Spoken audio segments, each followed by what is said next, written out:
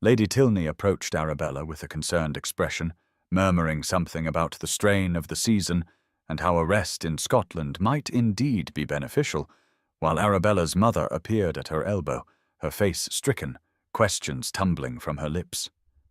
Through it all, Arabella was aware of Frederick standing motionless in the center of the library, his face a mask of anguish, his hands clenched at his sides as though it took every ounce of his control not to cross the room and pull her into his arms before all of London society. Henrietta remained beside him, her hand still on his arm, her expression unreadable, and Arabella wondered what the other woman was thinking, whether she approved of Arabella's sacrifice or thought it unnecessary, whether she would help Frederick recover from this blow or would simply proceed with their arranged marriage as though nothing had changed. As her mother led her from the library, Arabella allowed herself one final glance back, and her eyes met Frederick's across the crowded room. In that look she tried to convey everything she could not say, that she loved him, that this sacrifice was freely given, that she hoped someday they might find a way back to each other, that she would wait however long it took. His expression crumpled for just an instant before he regained control, and she saw his lips form two silent words that she understood perfectly even across the distance. "Forgive me." Then she was swept into the corridor and surrounded by concerned acquaintances and her distressed family, and the library with its leather chairs and flickering lamplight, and the man she loved disappeared from view. The carriage ride home was a blur of her mother's anxious questions and Lydia's shocked exclamations, neither of which Arabella could properly answer without revealing truths that must remain hidden. She pleaded exhaustion and shock, promised explanations in the morning, and retreated to her chamber as soon as they arrived home, closing the door against the world, and finally allowing the tears she had held back to fall. She had saved Frederick's honor and her own reputation, had thwarted Bennet's scheme and removed herself from his reach, but the cost was everything she had ever wanted. Scotland was not exile, not truly, but it might as well have been. Her aunt's estate was remote, far from London society, far from any possibility of seeing Frederick, of being part of his life in even the most tangential way. She would be burying herself alive to protect a love that now seemed more impossible than ever, sacrificing her future on the altar of propriety and protection. Yet even through her grief, even through the tears that soaked her pillow as she lay in the darkness, Arabella could not regret her choice. She had seen Frederick's face, had seen the moment he was about to sacrifice everything for her, and she could not allow him to destroy himself.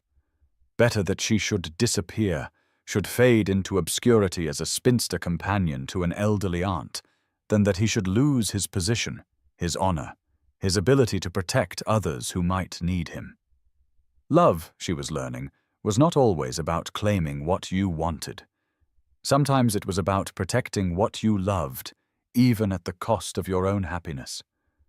And so she would go to Scotland and try to build a life from the ruins of her dreams, carrying with her the memory of twilight in a maze, of a kiss that should never have happened, of words whispered in a library that no one else had heard. She would go, and she would survive, and she would hope that someday, somehow, fate might be kinder than it had been tonight. The rain began just after sunset on the evening before Arabella's scheduled departure for Scotland, a summer storm that swept across London with unexpected ferocity, turning the streets into rivers and hammering against window panes with a violence that matched the turmoil in her heart. She sat in the small parlour of the Bloomsbury townhouse, surrounded by half-packed trunks and scattered belongings, the physical manifestation of a life being dismantled, and tried to convince herself that she was doing the right thing. 4 days had passed since the disastrous scene at the Tilney soirée. 4 days during which Arabella had thrown herself into preparations for departure with a manic energy that kept her too busy to think, too occupied to feel. Her mother had wept and pleaded, unable to understand why her daughter would choose to bury herself in the Scottish Highlands as companion to an elderly aunt she had met only twice in her life. Lydia had railed against the injustice of it all, declaring that Arabella was being driven away by that horrid Lord Bennet, and that someone should call him out for his behaviour.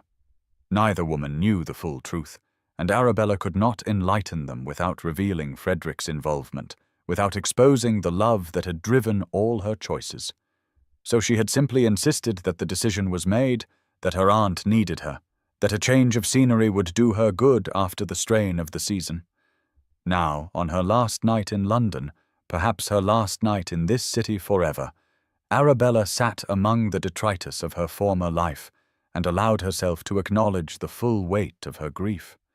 Tomorrow she would board a coach that would carry her north, away from everything familiar, away from the slim hope that she might catch a glimpse of Frederick at some social gathering, away from the possibility, however remote, that circumstances might change, and their love might find a way forward.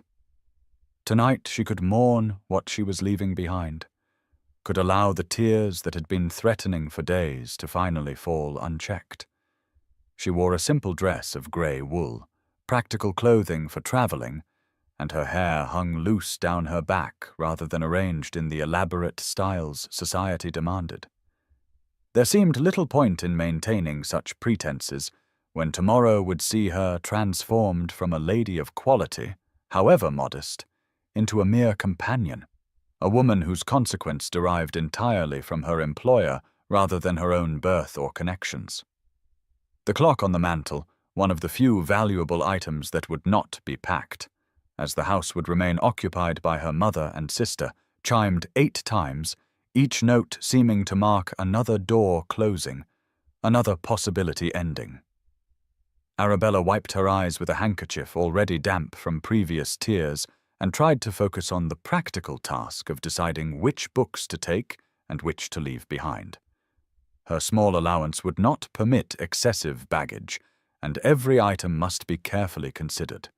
She was examining a volume of poetry, one Frederick had once mentioned admiring, trying to decide if keeping it would be a comfort or a torment, when she heard a commotion in the entrance hall below.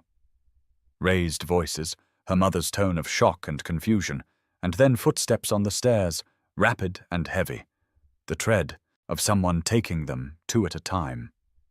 Before Arabella could rise from her seat, before she could compose herself or hide the evidence of her tears, the parlour door burst open and Frederick stood on the threshold, and the sight of him drove all coherent thought from her mind. He was soaked to the skin, his coat and breeches dark with rain, his cravat loosened and askew, his carefully styled hair plastered to his head and dripping water onto the carpet. He looked nothing like the composed Duke of Claiborne, who moved through society with such assured authority, and everything like a man who had abandoned all pretense of propriety in desperate urgency. His chest heaved as though he had been running, and his pale eyes blazed with an intensity that made Arabella's breath catch even through her shock at his appearance. Behind him hovered Jenny, the young maid, her expression torn between scandal at allowing a gentleman into the parlour with her mistress unchaperoned, and awe at having a duke standing in their modest entrance hall. Mrs. Fairfax could be heard calling questions from below, her voice sharp with confusion and the beginning of alarm. But Frederick seemed oblivious to everything except the woman seated among the trunks, her face wet with tears, her composure shattered. "I tried to tell him you were not receiving visitors, my lady," Jenny stammered, wringing her hands. "But his grace insisted it was urgent, and I did not know what to do, and he just came up the stairs before I could stop him." "It is all right, Jenny," Arabella managed, her voice barely above a whisper. "You may go." But Jenny hesitated, propriety warring with the unprecedented situation, until Frederick turned his compelling gaze on her and said quietly but with unmistakable authority, "Please leave us. What I have to say to Lady Fairfax cannot wait and cannot be overheard. Close the door behind you." The maid fled, pulling the door shut, and Arabella heard her hurrying down the stairs, no doubt to report this development to Mrs. Fairfax, and possibly to faint from the scandal of it all. For a long moment, Arabella and Frederick simply stared at each other across the cluttered parlour, the air between them crackling with everything unspoken, everything that had been building for 2 years and could no longer be contained. Finally, Arabella found her voice, though it came out shakier than she would have liked. "You should not be here, Frederick. If anyone sees you, if word gets out that you visited me alone in my home, both our reputations will be destroyed. Everything we have sacrificed will have been for nothing." Frederick took a step into the room, water dripping from his coat onto the worn carpet, his hands clenching and unclenching at his sides, as though he was fighting to keep them from reaching for her. "I do not care about my reputation," he said, his voice rough and raw. "I do not care about scandal or gossip or what society thinks. I cannot let you go like this, Arabella. I cannot let you disappear into Scotland believing that I chose duty over you, that I chose Henrietta, that I chose anything other than you from the moment I first knew you." Arabella rose from her chair, her legs unsteady, her whole body trembling with the effort of maintaining any control at all. "You announced your engagement to her before hundreds of witnesses," she said, and heard the bitterness in her own voice. "You stood on that dais and proclaimed to all of London that she would be your Duchess. How is that not choosing her?" "Because the engagement was never real," Frederick said, taking another step closer. "It was never legally binding. There was no formal contract, no settlement signed, no banns read. It was a performance, Arabella, a piece of theatre designed to protect you from Bennet by making it appear I was safely occupied elsewhere. Henrietta knew it, I knew it, and we both agreed that when the danger had passed, the engagement would be quietly dissolved and we would both be free to pursue our own paths." "But you announced it so publicly," Arabella protested, even as hope began to war with despair in her chest. "You stood before all of society and declared your intentions. How could such an announcement not be binding?" "Because I was careful with my words," Frederick replied. "I announced that I intended to form an alliance with the Dashwood family, that Lady Henrietta and I had reached an understanding. I never spoke vows, never made promises that could be held legally binding. It was all deliberate ambiguity, enough to convince society and therefore to convince Bennet, but nothing that would actually trap either Henrietta or myself in an unwanted marriage." He ran a hand through his wet hair, frustration evident in every line of his body. "But I see now that my elaborate schemes, my careful plans to protect you from a distance, have done nothing but cause you pain. I thought I was being noble, sacrificing my own happiness to keep you safe. But all I have done is drive you away. I have been a fool, Arabella. A blind, arrogant fool who was so focused on protecting you from external threats that I never considered I might be the one hurting you most." The words hung in the air between them, and Arabella felt something crack inside her chest, some barrier she had been maintaining to keep her heart from shattering completely. "You told me your happiness was decided 2 years ago," she said, her voice breaking. "You told me in the maze at Vauxhall that you had been mine from the moment I laughed at your terrible poetry. But then you bound yourself to Henrietta, and you avoided me at every gathering, and you let me believe that duty and honor mattered more to you than whatever we might have had together. How was I supposed to interpret that except as rejection?" Frederick's expression twisted with anguish, and he closed the remaining distance between them in 3 long strides, his hands reaching for hers, gripping them with a desperate strength. "I chose you, Arabella. I have always chosen you.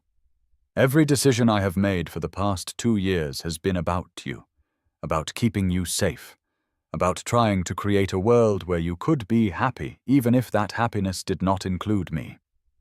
When I learned of Bennet's scheme, when I realized the danger you faced, I would have done anything to protect you.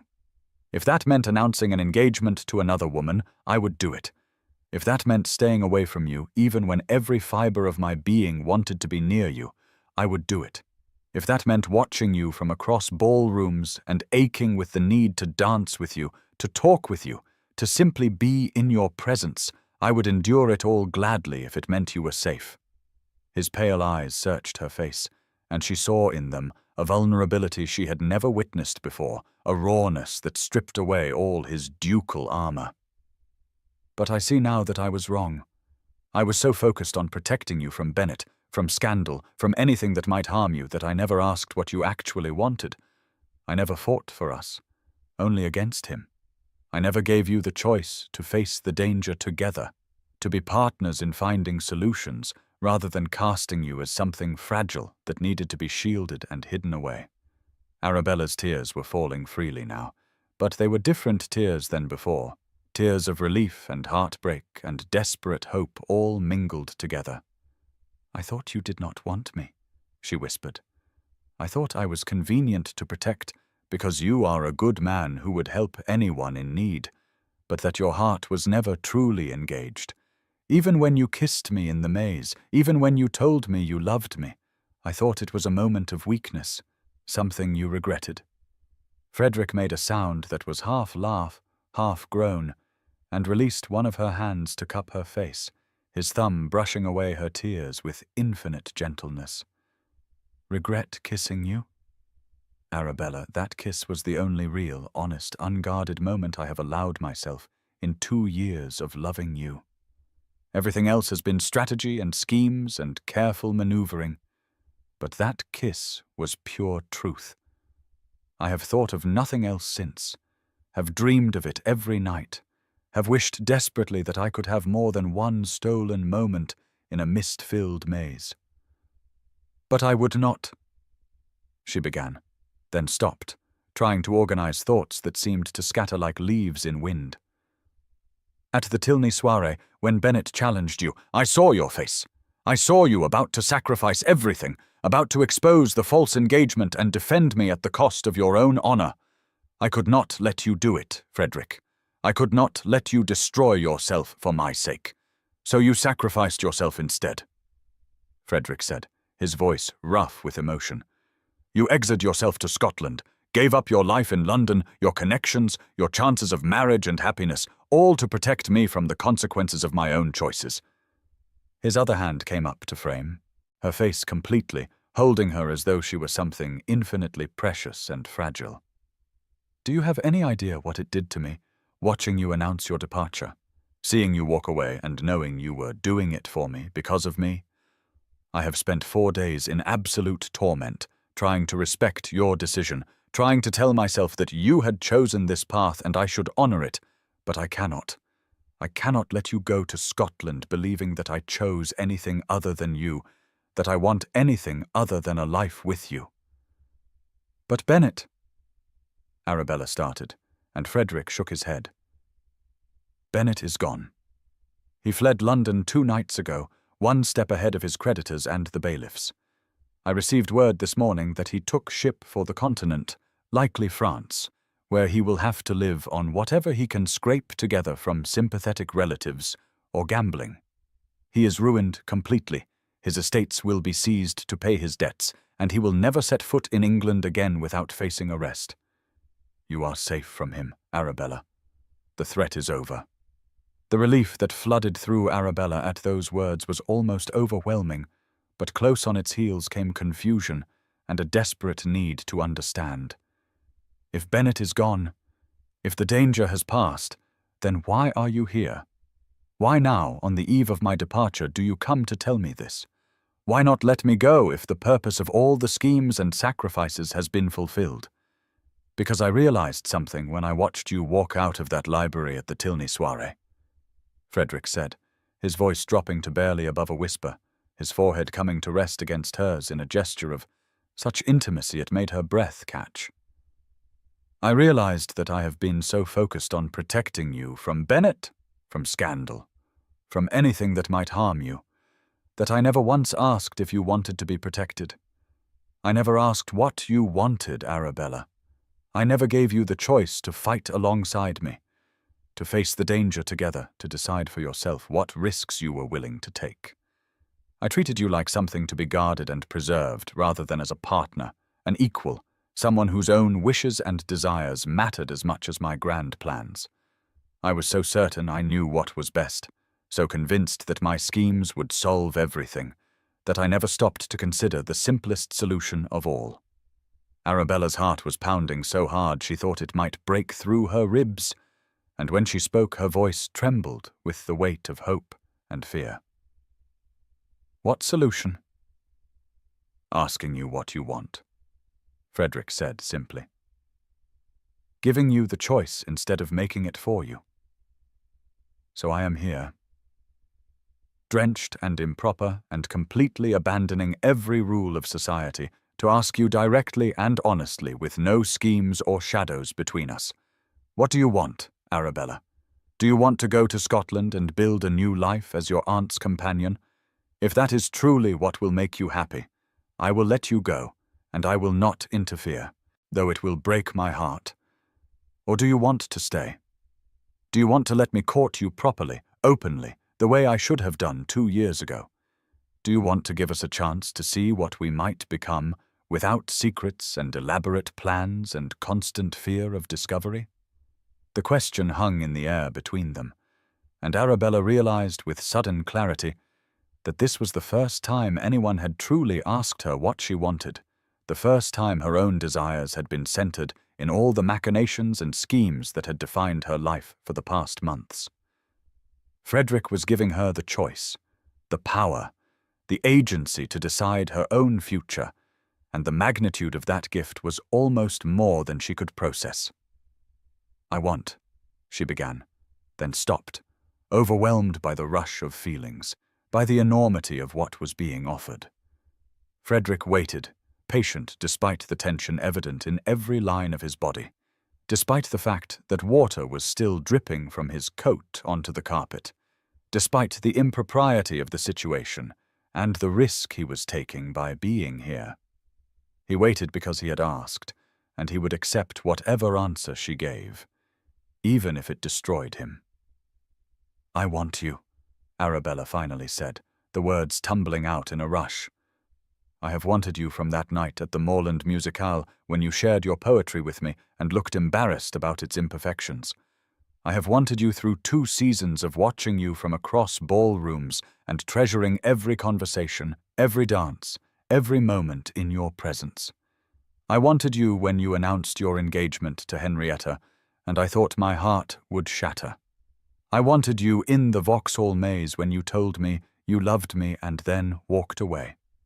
I have wanted you every single day since, even when I thought wanting you was hopeless, even when I believed you had chosen duty over love." She took a shaking breath, tears streaming down her face, but pressed on, needing him to hear all of it, to understand completely. "I announced I was going to Scotland, not because I wanted to leave, but because I could not bear to watch you sacrifice yourself for me. I could not stand by and let you destroy your honor and position just to protect a woman of no particular consequence. But if you are truly free, if Henrietta was never a real obstacle, if Bennett is gone and the danger is past, then yes, Frederick. Yes, I want to stay. Yes, I want you to court me. Yes, I want everything you are offering and more besides. I want a life with you, a future with you, all the things I never dared hope for because they seemed so far beyond my reach." For a moment, Frederick simply stared at her, his expression transforming from desperate hope to blazing joy. And then he was pulling her against him, his arms coming around her with a fierce possessiveness that spoke of long denial finally breaking. His lips found hers in a kiss that was nothing like the careful, restrained caress they had shared in the Vauxhall maze. This was desperate and claiming and full of 2 years of pent-up longing, and Arabella responded with equal fervor, her hands fisting in his wet coat, her body molding to his as though they had been designed to fit together exactly this way. The kiss went on and on, neither of them willing to break contact, both trying to communicate through touch what words seemed inadequate to express. When they finally pulled apart, both breathing hard, Frederick kept her close, his forehead resting against hers, his arms still wrapped around her, as though he feared she might disappear if he loosened his hold. "Stay," he said again, the single word a plea and a prayer. Stay and let me do this properly. Let me call on you tomorrow with your mother present. Let me bring you flowers and take you driving in the park and bore you with discussions of art and literature and all the mundane things that courting couples do. Let me show all of London that you are the woman I have chosen, that you are the only woman I have ever wanted, that everything else was merely me being spectacularly stupid about how to win you." Arabella laughed through her tears, joy bubbling up inside her with such force it was almost painful. "You were not stupid. You were trying to protect me from a very real threat. But perhaps next time you might consider simply talking to me about the danger, rather than constructing an elaborate fake engagement." Frederick groaned and pulled her closer. "There will be no next time. I have learned my lesson about grand schemes and noble sacrifices. From now on, we face everything together. As partners, with honesty and communication rather than secrets and strategies." He pulled back slightly to look at her face, his expression growing more serious. "But there is still the matter of propriety and your reputation. I have already scandalized your household by bursting in here like a madman. If I stay much longer, if anyone learns I was here alone with you, there will be talk." His mouth curved in a slight smile. "Though perhaps that would not be entirely terrible, as it would give me an excuse to insist on an immediate engagement to protect your honor." "You are incorrigible," Arabella said, but she was smiling through her tears. "And you are right that you should probably leave before my mother recovers from her shock and comes up here to demand explanations." "But Frederick," she grew serious again, gripping his lapels to keep him from pulling away. "What about Henrietta? Even if the engagement was never legally binding, she has been involved in this scheme from the beginning. We owe her the courtesy of speaking with her before we proceed." Frederick nodded, his expression softening. "I sent word to Henrietta before I came here tonight, telling her that I could not continue the charade any longer, that I was going to declare myself to you properly, and that if you accepted me, I would be making the truth of our non-engagement public immediately." She sent back a very terse note, congratulating me on finally developing some sense and informing me that she has her own interests to pursue, now that she is released from the obligation of pretending to be my fiancé. His smile turned wry. "I believe she may have been even more frustrated by my elaborate schemes than you were, though she was too polite to say so directly until now." "So she approves?" Arabella asked, relief flooding through her. "I would not want our happiness to come at the cost of hers." "Henrietta has never wanted me except as a shield from her father's demands," Frederick assured her. "And now that she has played the role of my fiancé long enough to establish her desirability in society's eyes, she is free to pursue the man she actually cares for, a gentleman of good family but insufficient rank to satisfy her father's ambitions. The false engagement served her purposes as well as mine, and she is more than happy to see it end now that those purposes have been fulfilled." He cupped Arabella's face again, his thumb stroking her cheek with infinite tenderness. "But enough talk of Henrietta and schemes and all the complicated tangles we have been living in. I need to know one more thing before I leave tonight and begin the proper courtship tomorrow." Arabella looked up at him, seeing in his pale eyes a vulnerability that made her heart ache. "What do you need to know?" "That you will not change your mind," Frederick said quietly. "That when I call tomorrow with flowers and declarations, when I present myself to your mother as a suitor, you will not have retreated behind walls again. That you truly want this, want me, not as some romantic notion, but as a real man with faults and foolishness, and a tendency to make elaborate plans that go spectacularly wrong." She rose on her toes and kissed him softly, a gentle promise rather than the desperate claiming of moments before. "I want you exactly as you are," she whispered against his lips, "foolish schemes and all, though I reserve the right to tell you when your plans are becoming unnecessarily complicated, and to insist we simply talk about problems like sensible people." Frederick's laugh was warm and genuine, the sound filling the parlor and chasing away the last shadows of doubt and fear. Then we have an understanding. Tomorrow I begin courting you properly. Within a fortnight I will ask for your hand. Within a month I will marry you if you will have me, because I have wasted 2 years already, and I am not inclined to waste another moment." He released her reluctantly, stepping back and toward the door, though his eyes never left her face. "Unpack your trunks, my love. You are not going to Scotland. You are staying right here in London where you belong, where I can see you every day, where I can prove to you that my love is not a scheme or a strategy, but the truest thing I have ever felt." Arabella watched him go, heard his footsteps on the stairs, heard the front door open and close, and then she was alone in the parlor again, surrounded by the half-packed trunks. But everything had changed. The trunks that had represented exile and sacrifice now represented merely an unnecessary precaution that could be undone. The tears on her face were tears of joy rather than grief.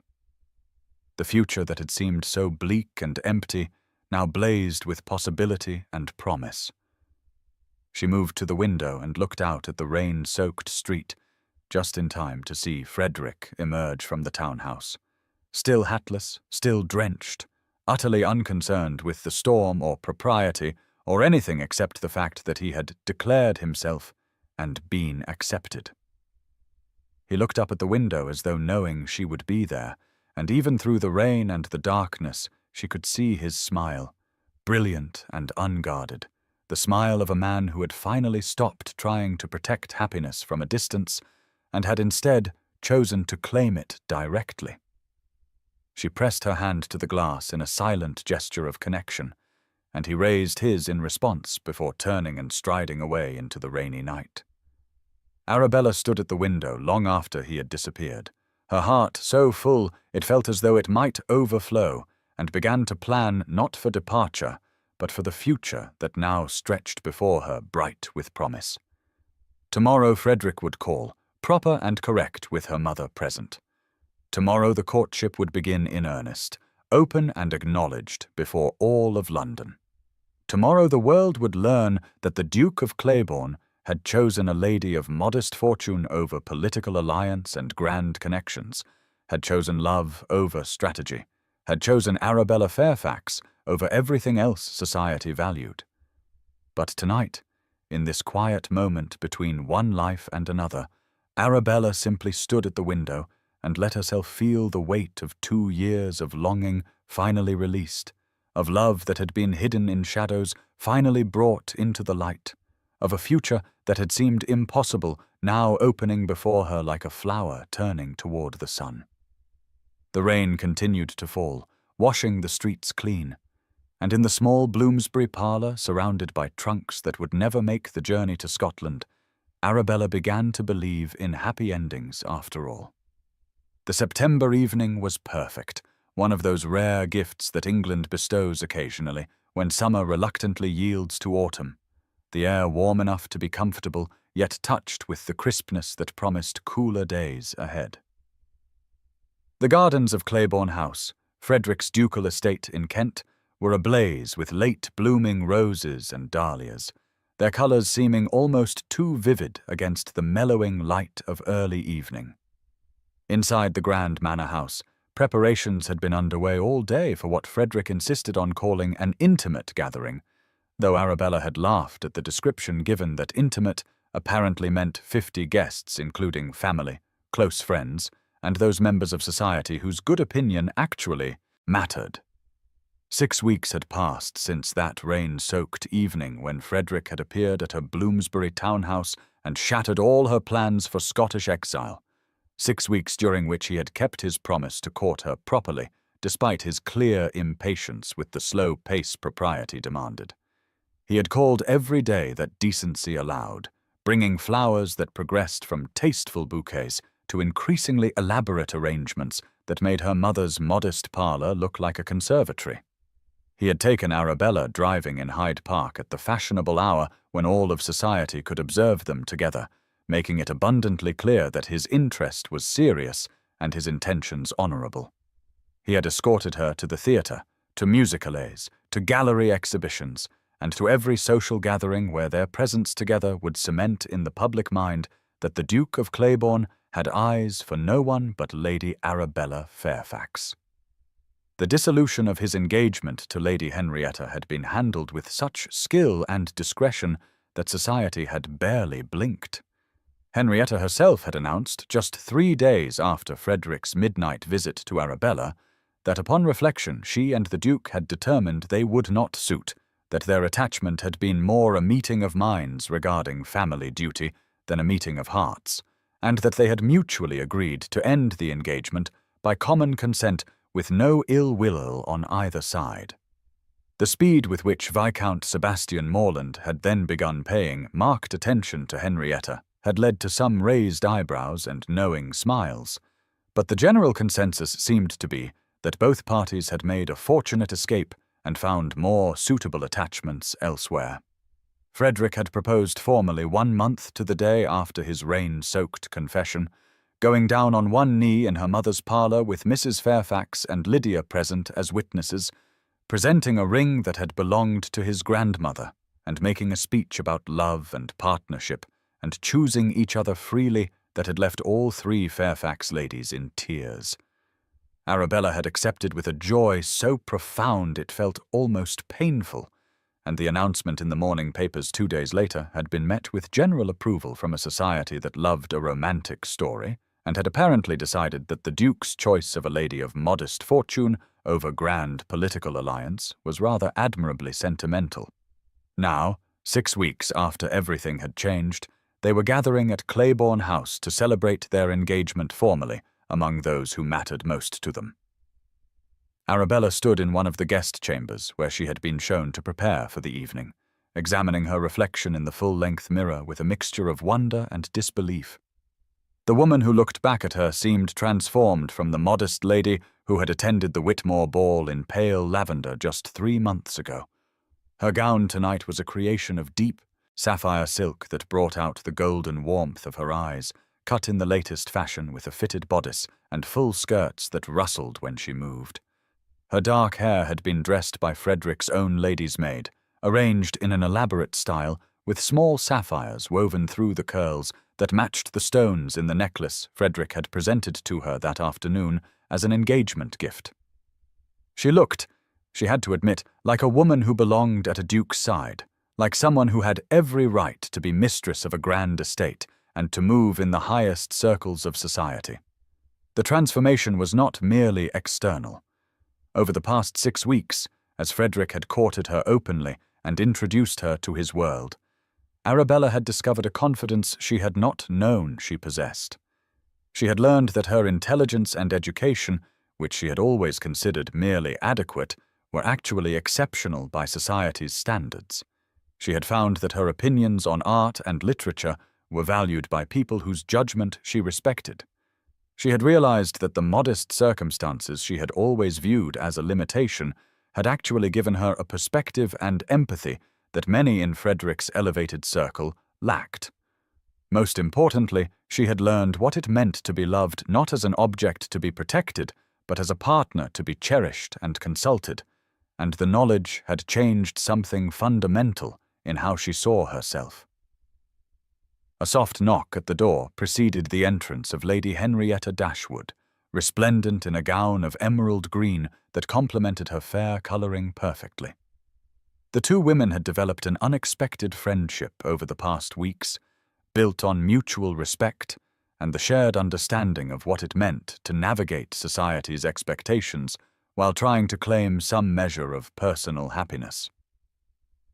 Henrietta's engagement to Viscount Morland had been announced just 2 weeks after Frederick's proposal to Arabella, and the genuine joy in her expression when she spoke of her intended made it clear that this was a love match rather than the strategic alliance her first engagement had been. "Are you ready?"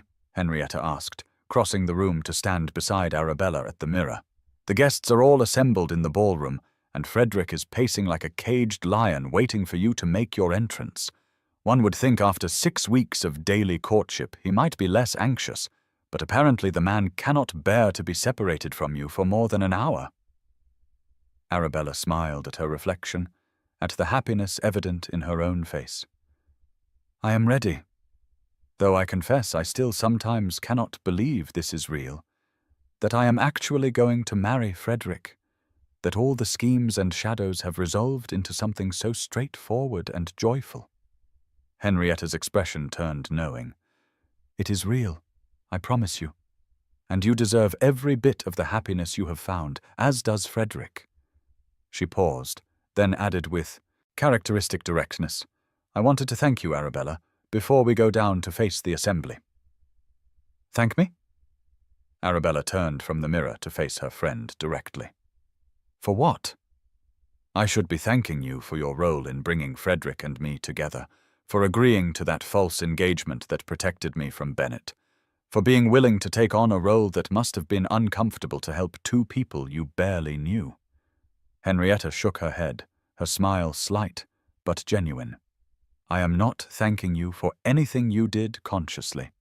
I am thanking you for loving Frederick the way you do, for seeing past his title and his position to the man underneath, for valuing his heart over his consequences. She moved to adjust a curl that had escaped Arabella's elaborate coiffure, her touch gentle. I have known Frederick since we were children, and I have watched him carry the weight of duty and responsibility without complaint for his entire adult life.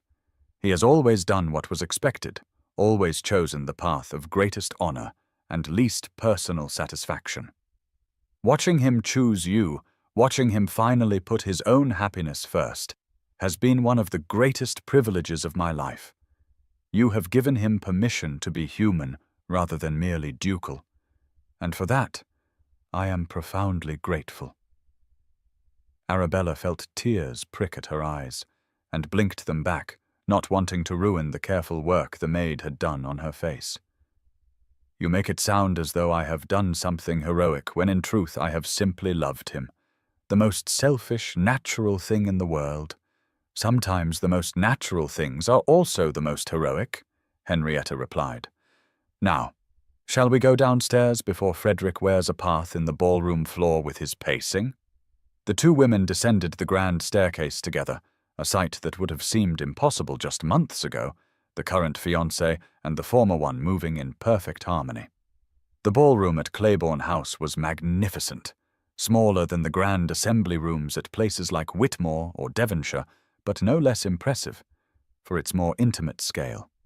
Crystal chandeliers cast warm light over walls hung with silk in deep crimson and gold, and tall windows stood open to the gardens beyond, allowing the evening breeze to carry the scent of roses into the room. The guests assembled were indeed the people who mattered most: Frederick's sister and her husband, Arabella's mother and Lydia, looking slightly awed by their surroundings, several couples who had proven themselves true friends rather than merely social acquaintances, and a select group of family members on both sides. Viscount Morland stood near one of the windows, engaged in conversation with Frederick's brother-in-law, his eyes tracking Henrietta's entrance with an attention that made his feelings abundantly clear. But it was Frederick whom Arabella saw first and last, Frederick who stood near the center of the ballroom and turned as though sensing her presence before she had even fully entered. He was devastating in his evening clothes, the severe black coat and white cravat emphasizing the breadth of his shoulders and the aristocratic perfection of his features. But it was his expression that made Arabella's breath catch. He looked at her as though she were the only person in the room, in the world, as though the sight of her descending those stairs was the answer to every prayer he had ever uttered. The naked love and pride in his face would have been shocking in its intensity had anyone been watching closely, but Frederick seemed to have forgotten entirely that they had an audience. He crossed the ballroom in long strides, propriety be damned, and met her at the base of the stairs, taking her hand and raising it to his lips in a gesture that was both courtly and intimate. "You are breathtaking," he said quietly, for her ears alone. "I knew the sapphires would suit you perfectly. They belonged to my grandmother, who was by all accounts a formidable woman, and I think she would have loved you as I do." Arabella smiled up at him, her heart so full she thought it might overflow.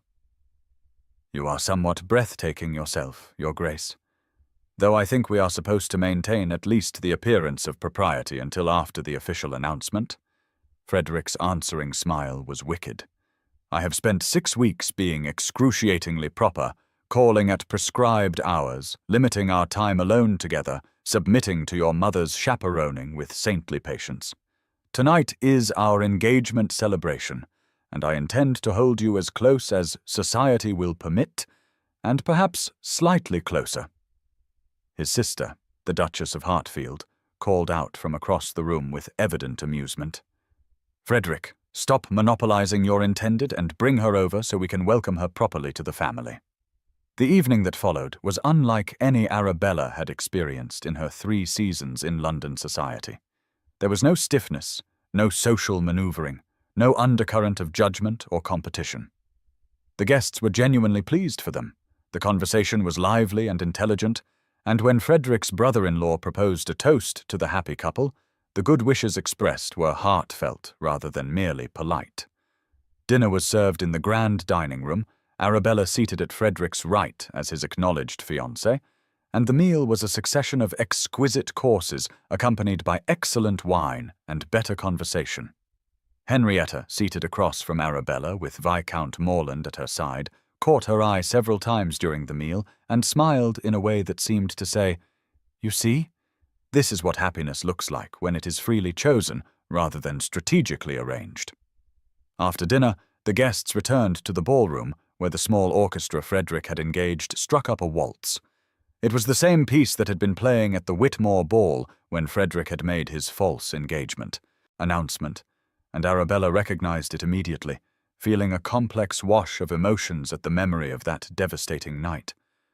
Frederick noticed her reaction and drew her onto the floor, taking her in his arms with a possessiveness that would have raised eyebrows in more formal company, but here merely earned indulgent smiles from their friends. "No fainting this time, I hope?" Arabella teased as they began to move, falling easily into the rhythm of the dance. Frederick pulled her slightly closer than the prescribed 12 inches, close enough that she could feel the warmth of him, close enough that propriety was definitely being tested. "If you do," he whispered, his breath warm against her ear, "I will catch you. I will always catch you, Arabella. No matter what threatens, no matter what challenges we face, you will never fall alone again." They danced in silence for several measures, lost in each other despite the other couples now joining them on the floor. Finally, Arabella spoke, needing to address something that had been on her mind since she had learned the full extent of what Frederick had done in the week since their engagement. "You restored my family's estates," she said quietly. "My mother told me that the Derbyshire property has suddenly become profitable again, that debts we thought insurmountable have been mysteriously satisfied, that we now have a comfortable income where before we had barely enough to manage. That was you, Frederick. Do not deny it." Frederick had the grace to look slightly uncomfortable. "I may have made some investments on your family's behalf." The Derbyshire land was being poorly managed by an incompetent steward. Replacing him with someone who actually understands modern agricultural methods and investing in some improvements to the tenant cottages was simply good business sense. That the property happens to belong to your family is merely coincidental. Arabella stopped dancing, forcing Frederick to halt as well, and looked up at him with an expression that was equal parts exasperation and tenderness. "You terrible liar! There is nothing coincidental about it. You have made my family financially secure so that when we marry, no one can say I accepted you out of necessity or gratitude, so that I come to you as an equal rather than as a charity case." Frederick's expression turned serious, all hint of teasing gone. "You are my equal, Arabella, with or without fortune. Your intelligence, your character, your capacity for love and compassion, these are worth more than any dowry. But yes, I wanted to ensure that our marriage was seen by all of society, and more importantly by you, as a choice freely made between equals. I wanted no whisper of speculation that you married me for my title or my wealth, and I wanted you to know that my love for you has nothing to do with gratitude or duty or any noble impulse to rescue someone in need. I love you for yourself alone, and I wanted our marriage to reflect that truth." Arabella felt tears threatening again, and blinked them back impatiently. "You are impossible," she said, but her voice was thick with emotion. "Impossible and wonderful, and I love you more than I can express." They resumed dancing, but Arabella was aware that they had become something of a spectacle, the other couples giving them a wide berth as though recognizing that the Duke and his intended were in a world of their own. She caught her mother's eye across the room and saw Mrs. Fairfax dabbing at her face with a handkerchief, clearly overcome with emotion at seeing her daughter so obviously cherished. Lydia stood nearby with a group of young people, looking proud and pleased that her sister had made such a brilliant match. As the waltz drew to a close, Frederick bent close and whispered, "Come with me. I have something to show you." He led her from the ballroom through one of the open windows onto the terrace, then down the steps into the garden beyond. Several other guests had also wandered outside to enjoy the evening air, but Frederick guided Arabella past them, deeper into the formal gardens, where pathways lined with lavender and rosemary wound between beds of late-blooming flowers. The moon was rising, nearly full, casting silver light over the landscape and making the whole scene feel enchanted, removed from the ordinary world. They walked in companionable silence until they reached a small clearing where a stone bench sat beneath an ancient oak tree, its branches spreading overhead like a protective canopy. Frederick stopped there and turned to face Arabella, taking both her hands in his, and in the moonlight she could see that he looked almost nervous, an expression so unlike his usual ducal confidence that it made her smile. "What is it?" she asked gently. "What did you want to show me?" "Not show," Frederick corrected. "Tell. Or rather, share." He drew a breath, and when he spoke his voice carried a vulnerability that made her heart ache. "Do you remember at the Moorland Musicale 2 years ago, when you laughed at my terrible poetry, when you told me that sincerity mattered more than technical perfection?" Arabella nodded, the memory as clear as though it had happened yesterday. "I remember every word of that conversation. It was the first time we truly spoke, the first time I realized you were more than just a duke, that you were a man with interests and passions beyond what society demanded." Frederick reached into his coat and withdrew a folded paper, the edges worn as though it had been handled many times. "I have been trying to write you proper poetry ever since that night," he said, "trying to capture in words what I feel for you, how you have transformed my life, what it means to love you and be loved by you. Every attempt has been terrible, stilted and awkward, and completely inadequate to express the truth of my feelings. But tonight, standing here with you in this garden, knowing that you have agreed to be my wife, knowing that we have a future together, built on honesty and partnership rather than schemes and shadows, the words finally came." He unfolded the paper and in the moonlight began to read, his voice steady despite the emotion evident in every line. "In shadows deep I walked alone, a duke but not a man, bound tight by duty's iron chains, by honor's rigid plan. Then laughter bright as morning sun broke through my careful walls, a lady fair with honey eyes, who heard when beauty calls.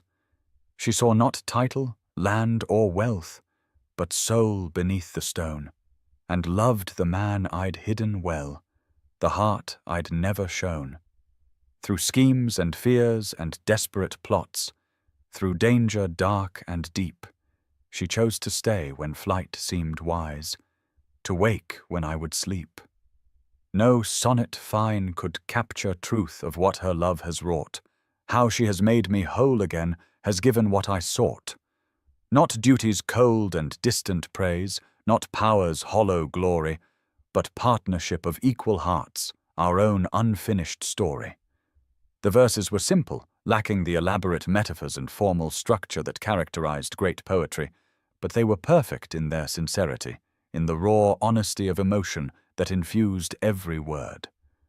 Arabella listened with tears streaming freely down her face now, uncaring that she was ruining her carefully applied cosmetics, caring only that Frederick had given her this gift of words that came straight from his heart. When he finished, he refolded the paper and held it out to her. "It is not Wordsworth or Byron," he said quietly. "It is not even particularly good poetry by any objective standard. But it is true. Arabella, every word is true." She took the paper and clutched it to her chest, then reached up to cup his face in her hands, bringing him down so their foreheads touched. "It is the most beautiful thing anyone has ever given me," she whispered, "not because of technical perfection, but because it is you, honest and vulnerable and real. This is the Frederick I fell in love with, the man who hides beneath the ducal armor, but emerges for me." Frederick's arms came around her, pulling her close, and they stood there in the moonlit garden holding each other, two people who had found their way through schemes and danger, and their own stubborn attempts at noble sacrifice to arrive, finally, at this moment of perfect understanding. After a long while, Arabella pulled back slightly and smiled up at him. "Your verses mention our unfinished story. What do you imagine the next chapters will hold?" Frederick considered, his expression thoughtful. "A wedding in the chapel at Claiborne House, I think, with these same friends and family present. Nothing grand or ostentatious, just the people who matter celebrating our union. Then perhaps a wedding trip to Italy, since we have both always wanted to see the art and architecture there. After that, a life of partnership, of facing challenges together rather than trying to protect each other from a distance, of building something real and lasting." He paused, then added, with a slight smile, "Also, possibly children who will inherit your intelligence and my terrible tendency toward elaborate planning, which should make for very interesting household dynamics." Arabella laughed, the sound carrying across the garden. "Poor children, to be cursed with both those traits. Though I suppose with your stubborn nobility and my practical sensibility to balance each other out, they might turn out reasonably well adjusted." They stood together in comfortable silence for several more minutes, unwilling to break the spell of the moonlit garden and return to the celebration inside. Finally, Frederick sighed and brushed a kiss across her forehead.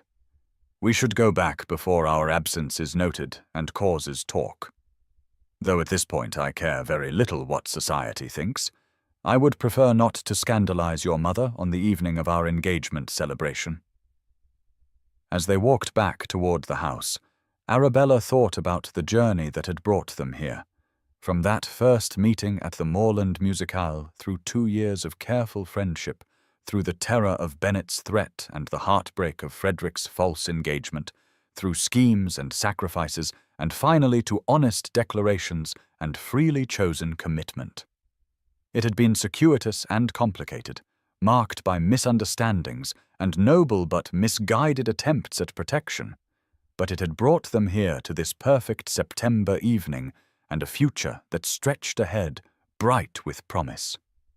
They reached the terrace to find Henrietta and Viscount Moorland standing in conversation, the Viscount's hand resting possessively on Henrietta's waist, in a way that suggested his intentions were every bit as serious as Frederick's.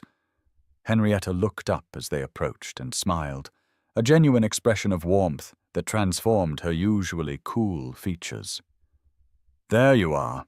We were beginning to wonder if you had eloped and abandoned your own engagement celebration." Frederick laughed.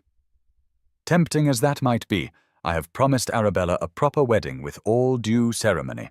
No more schemes or shortcuts. Everything open and honest from this point forward." Henrietta's smile turned knowing. "Every great love needs a good scheme to get started. I was simply the scheming friend who helped set events in motion.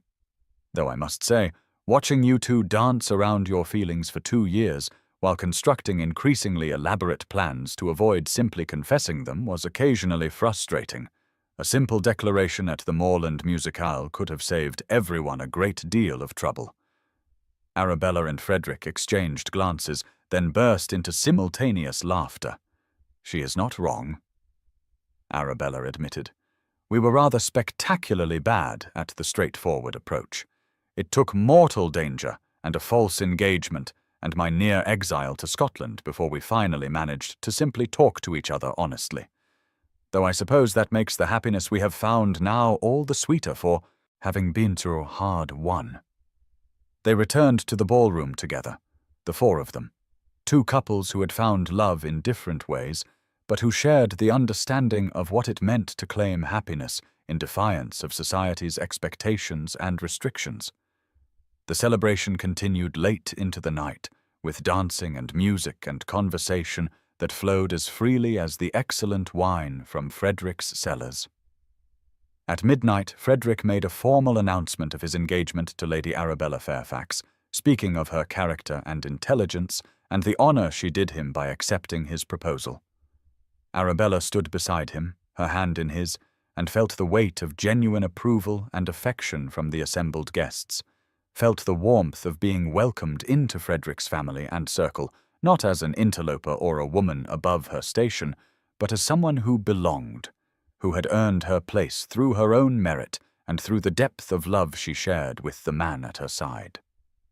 In the weeks that followed, the engagement would be celebrated throughout London society, the wedding would be planned and executed with appropriate ceremony, and Arabella would take her place as the Duchess of Claiborne, a role she would grow into with grace and confidence. But on this September evening in the ballroom at Claiborne House, surrounded by friends and family who loved them, Arabella and Frederick simply enjoyed the moment, the perfect culmination of a journey that had begun with terrible poetry at a musicale and had led through schemes and shadows to arrive finally at honest love and freely chosen partnership. As the evening wound down and guests began to depart, Arabella stood once more in the garden, this time with Frederick's arm around her waist and her head resting on his shoulder, watching the moon set beyond the distant trees. Everything that had seemed impossible just months ago had become not only possible but real, and the future that had appeared so bleak when she sat among half-packed trunks in her Bloomsbury parlour now stretched ahead, filled with promise and joy. "You were right," she said softly, and felt Frederick's arm tighten around her. "About what? About catching me when I fall. About always being there. About us facing everything together." She turned in his arms to look up at his face, seeing in the moonlight the same love and devotion that she knew must be reflected in her own expression. "Thank you for being stubborn enough to come to me that rainy night, for refusing to let me go, for choosing us over duty and honor and all the elaborate plans that kept us apart." Frederick bent to kiss her, soft and slow and full of promise. "Thank you for staying, for choosing me, for loving the man beneath the title." He smiled against her lips, though I still maintain that my schemes, however misguided, came from a place of profound love. Arabella laughed and pulled him closer. "Your terrible schemes and all. Now take me inside before we scandalize the remaining guests by being too obviously besotted with each other." Hand in hand, they walked back to the house, to the warmth and light and the people who loved them, to the beginning of the life they would build together, to all the unfinished chapters of their story that would be written in honesty and partnership and love freely chosen. Behind them, the garden slept in moonlight, a silent witness to promises made and futures claimed, to the ending of one chapter and the glorious beginning of another.